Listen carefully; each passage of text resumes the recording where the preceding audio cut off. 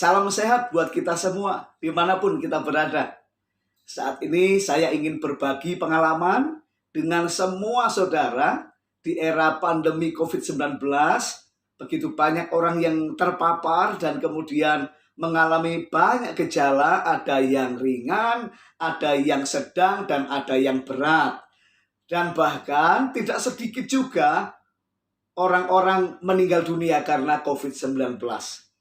Video ini saya buat untuk berbagi pengalaman dan menolong setiap kita yang mengalami terpapar virus COVID-19 dan juga ada gejala sesak nafas yang membuat kita sulit untuk bernafas. Saudaraku, belum lama ini saya terpapar COVID-19. Bukan hanya saya sebenarnya, seluruh keluarga saya, kami berenam terpapar COVID-19. Tetapi istri dan anak-anak, mereka kondisinya gejala ringan, boleh dikatakan demikian. Tidak ada yang berat, mereka hanya seperti flu biasa. Saya mengalami pengalaman yang sangat berbeda, karena saya sudah punya riwayat komorbid. Saya punya sakit jantung, dan kemudian saya juga berkali-kali sakit keras, pernah kena batu empedu, ya, kemudian ada berkali-kali kena tipes, saya juga ada riwayat darah tinggi. Jadi ketika saya terpapar COVID-19, kondisi tubuh saya tidak tahan dengan kerasnya virus itu menyerang tubuh saya. Singkat cerita, saya mengalami sesak nafas. Saya sudah minum obat dari dokter termasuk antivirus, antibiotik, pengencer dahak, dan semuanya saya sudah minum waktu itu ya. Kemudian di tengah-tengah obat dokter saya juga mendapat obat herbal, obat Cina dari teman yang mengirim kepada saya. Saya juga minum. Vitamin semua sudah saya minum, vitamin C, vitamin D, ya, vitamin multivitamin dan zinc. Saya sudah minum. Semua obat-obat yang disarankan saya sudah minum. Tetapi buat saya, ternyata kondisi badan saya terus menurun. Hari Senin, Selasa, Rabu, saya sudah tidak bisa tidur telentang, miring, tidak bisa. Harus tengkurap. Kalau saya posisi selain tengkurap, saya kesulitan bernafas. Dan kemudian akan mulai batuk-batuk dan seperti sangat menyiksa buat saya.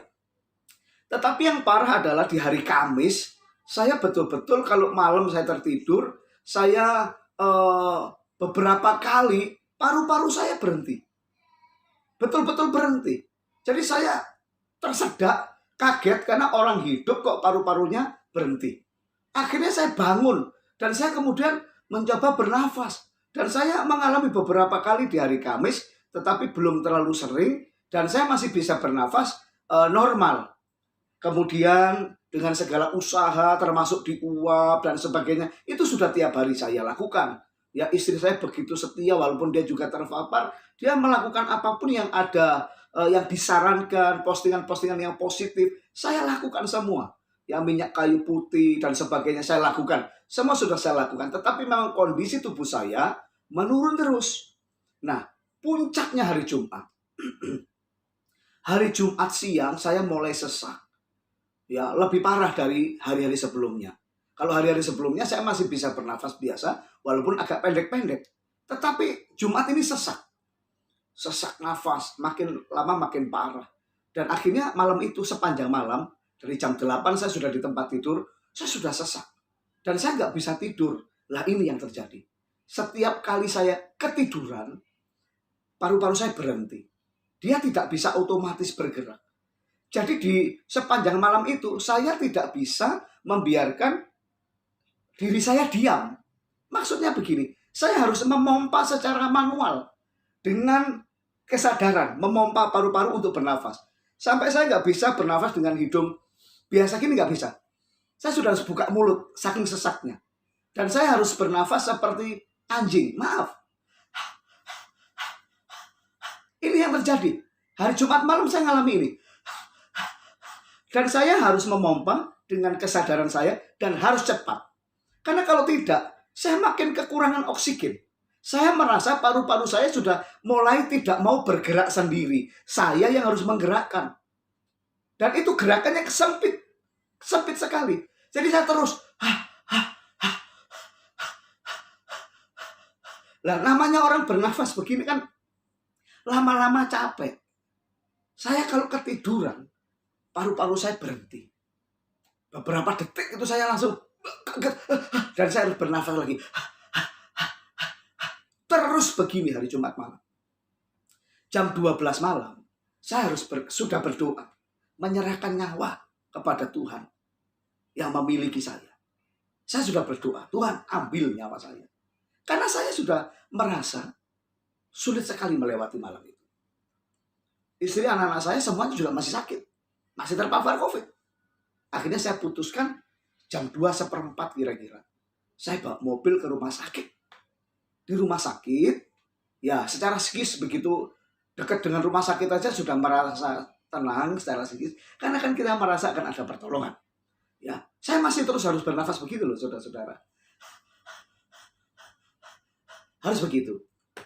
Paru-paru saya rasa sudah seperti sulit menangkap atau mengikat oksigen. Saturasi oksigen di darah saya makin turun. Di rumah sakit, kamar full. Saya hanya bisa di IGD. Di IGD, saya di oksigen. Saya sudah minta sama dokter jaga, apakah ada obat yang menolong saya mengurangi sesak ini? Ternyata nggak ada. Ya. Jadi saya hanya di oksigen, dipasang infus. Nah kemudian tidak dikasih obat apa-apa. Setiap kali saya tertidur, berhenti paru-paru saya. Saya akhirnya nggak bisa tidur sama sekali. Menjelang pagi saya berpikir kalau di rumah sakit saya diinfus seperti ini, penanganan dokter juga sedang kewalahan, tidak selalu ada perawat yang menolong saya, air minum pun saya tidak siap, tidak ada. Akhirnya saya memutuskan pulang dalam kondisi seperti itu. Karena saya berpikir kalau saya tetap di rumah sakit dan dengan perawatan yang seperti ini, saya malah pasti meninggal. Itu keyakinan saya. Karena apa? Saya dioksigen kan haus sekali. Air pun nggak ada. Sementara saya kan sendirian ke rumah sakit waktu itu. Jadi saya putuskan pulang. Saya bertekad pulang. Dan kemudian sampai di rumah pagi-pagi sekitar jam 7 atau setengah 8. Saya kemudian berdoa. Saya meminta petunjuk Tuhan. Saya juga berpikir. Dan Tuhan tiba-tiba memberi saya pengertian. Bahwa karena COVID-19 ini, paru-paru yang sudah terinfeksi itu terkena inflamasi dan peradangan parah disertai dengan lendir yang banyak di paru-paru. Dan lendir itu bukan kayak lendir flu biasa. Lendir ini lama-lama keras dan lengket. Jadi paru-paru, saya membayangkan aja, nih saya bukan dokter ya, hanya membayangkan. Kalau paru-paru biasanya bisa bergerak full begini. Dan itu otomatis loh, kita tidur aja dia gerak sendiri. Sekarang dia sulit bergerak. Karena lendir. Dan akhirnya mungkin cuma begini. Nah ini kalau terus-terusan begini, lama-lama dia nggak bisa, makin lama makin sempit, kecil-kecil. Dan orang meninggal. Kenapa orang meninggal COVID? Satu-satunya alasan karena paru-parunya sulit bergerak, sulit bernafas, sulit menangkap oksigen. Jadi saya mulai berpengertian, wah ini berarti paru-paru harus dipaksa. Kalau saya mengikuti irama ini, lama-lama makin berhenti nih. Jadi saya seperti diberi hikmat sama Tuhan. Itu mesti dipaksa dengan pernafasan yang betul-betul sekuat tenaga. Nah pagi itu, di tengah kondisi yang saya masih saya mencoba beberapa gerakan senam dan pernafasan. Hanya gerakan biasa. Tapi dengan tekad, dengan keyakinan, paru-paru saya harus pulih. Harus bisa longgar lagi. Saya harus paksa. Itu tekadnya. Dan kemudian saya lakukan beberapa gerakan senam dan pernafasan, memaksa paru-paru ini terbuka. Terbuka. Walaupun sakit, saya paksa. Sakit, saya paksa. Saya paksa. Kira-kira 5-10 menit. Saya bisa bernafas. Saya bisa bernafas. Dan saya tahu itu sangat menolong. Obat, vitamin, semua sudah nggak nolong loh. Saya sudah makin menurun. Saya nggak bisa nafas. Kalau tertidur, mandek. Dan ini sudah diambang mati sebenarnya. Tapi kemudian saya diberi pengertian untuk melakukan pernafasan yang menolong membuat paru-paru itu terbuka, bergerak lagi di posisi yang semaksimal yang kita bisa. Walaupun mungkin belum full. Nafas saya hari itu sudah pendek sekali. Seandainya narik nafas, ini 100, tinggal 30 loh saya. Lewati 40 batuk sudah, batuk. Dan sakit sekali. Tapi saya paksa.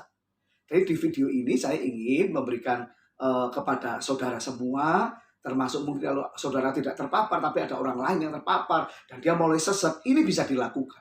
Karena sesek itu, paru-paru kita itu sudah mulai peradangan, inflamasi, dan banyak lendir yang itu mengikat paru-paru sehingga makin lama geraknya makin sedikit, makin sempit, dan bisa berhenti. Nah, nanti saya akan tunjukkan beberapa gerakan ringan dan pernafasan yang itu ternyata menolong saya untuk sembuh. Saya percaya sekali bahwa dalam pengertian saya dan apa yang saya lakukan ini menghasilkan kesembuhan itu dari Tuhan. Jadi saya berharap dengan video ini banyak saudara-saudara yang mungkin sedang terpapar dan mulai sesak, ya, saudara merasa sudah mulai kesulitan bernafas. Saudaraku, saya sembuh bukan karena oksigen, bukan, tapi karena saya memaksa paru-paru saya untuk bergerak seperti semula. Walaupun sakit sekali, jangan bilang nggak sakit, sakit sekali. Tetapi sembuh tanpa oksigen. Ya, nanti sebentar saya akan tunjukkan bagaimana gerakannya, bagaimana pernafasannya, dan itu bukan sesuatu yang susah, itu hanya biasa kita lakukan. Ya, kita akan menyaksikan. Baik, saudaraku sekalian, sekarang saya akan memperagakan bagaimana caranya senam sederhana dan pernafasan yang tadi saya sudah jelaskan, sehingga itu akan menolong apabila kita sedang terkena COVID-19 dan kita mulai sesak nafas, itu akan menolong kita lepas dari masalah itu. Baik, kita saksikan bersama-sama ya. Saat kita mulai sesak nafas, maka nafas kita biasanya pendek-pendek. Hanya bisa menarik nafas sedikit dan mengeluarkan. Kenapa? Seperti yang saya jelaskan tadi, karena paru-paru kita sudah mulai lengket karena lendir, ya, yang seperti lem itu. Jadi waktu saya sakit, pertama yang saya lakukan waktu itu adalah saya mencoba menarik nafas sedalam-dalamnya. Jadi tarik nafas, baik lewat hidung atau mulut, sedalam-dalamnya dengan gerakan tangan kita naikkan ke atas. Kita bisa hitung itu. 1, 2, 3, 4. Ingat catatannya adalah tarik nafas sepanjang-panjangnya. Walaupun sakit. Mungkin waktu kita pertama mulai, kita sampai batuk-batuk. Tapi tarik tangan ke atas ini yang paling ringan. Menurut saya ini yang paling ringan waktu itu. Yang lain berat buat saya. Jadi kita ulangi itu. Kita itu bisa 4 kali kanan, 4 kali kiri, seperti itu.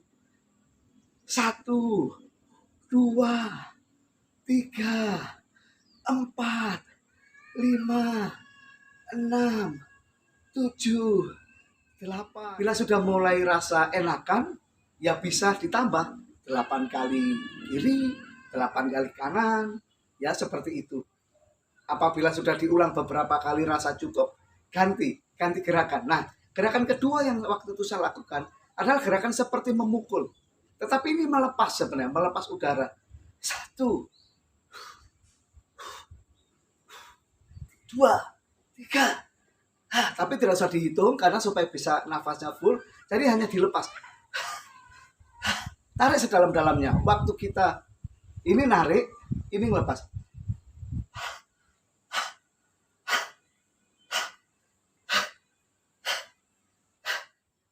Ingat bahwa ini adalah menarik sedalam-dalamnya, melepas sejauh-jauhnya, gitu ya.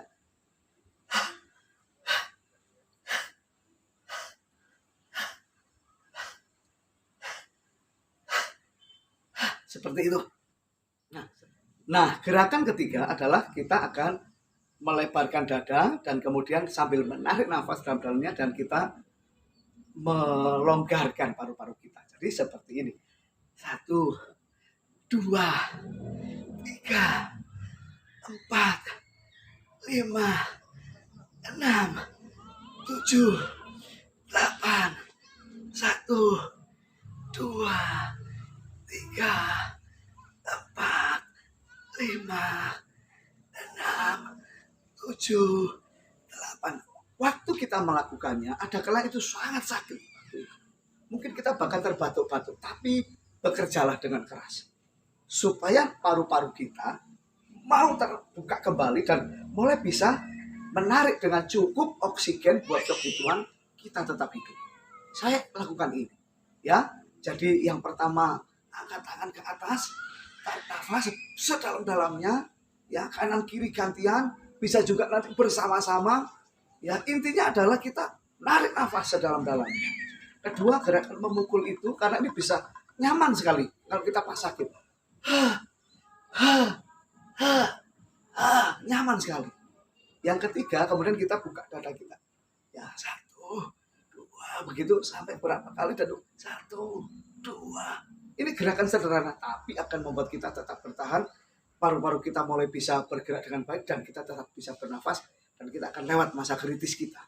Ya, kemudian saya juga waktu itu kan nafas saya itu pendek, kalau saya narik panjang saya batuk, lepas panjang. Ada satu gerakan lagi saya ke bawah gini. Saya tarik nafas dalam-dalamnya. Sekarang saya nggak batuk karena udah sembuh. Waktu itu saya terbatuk-batuk sekali. Ya, tapi saya terlakukan. Gitu. Akhirnya itu membuat paru-paru kita bisa kembali bekerja walaupun awalnya dipaksa, tapi kemudian dia mulai mendapat area lagi untuk bernafas. Jadi itu saja Bapak Ibu Saudara sekalian, ya, senam sederhana. Waktu kita sesak, kita akan melakukan senam sederhana dan pernafasan. Tarik yang penting sedalam-dalamnya, lepas sejauh-jauhnya, terus dipaksa paru-parunya. Dan kemudian kita bisa bernafas kembali. Saya bersyukur bahwa saya masih hidup, bukan karena oksigen, bukan karena obat, karena obatnya sudah diminum semua, toh akhirnya saya tetap menurun dan nggak bisa nafas. Tetapi Tuhan telah memberi hikmat, sehingga dengan perlakuan yang sederhana, tiba-tiba saya bisa kembali mendapatkan oksigen buat tubuh saya, dan saya sehat kembali. Salam sehat buat kita semua. Jadi demikian saudaraku semua, itulah upaya yang saya lakukan pada waktu saya mengalami COVID-19 dan sesak nafas. Cara yang sederhana, ya, kita tidak memerlukan oksigen, tetapi dengan usaha kita sendiri, dan waktu saya lakukan sungguh-sungguh, saya bisa bernafas dan sekarang sudah sehat kembali. Semua keluarga saya sudah negatif. Salam sehat, semoga video ini bermanfaat buat kita semua.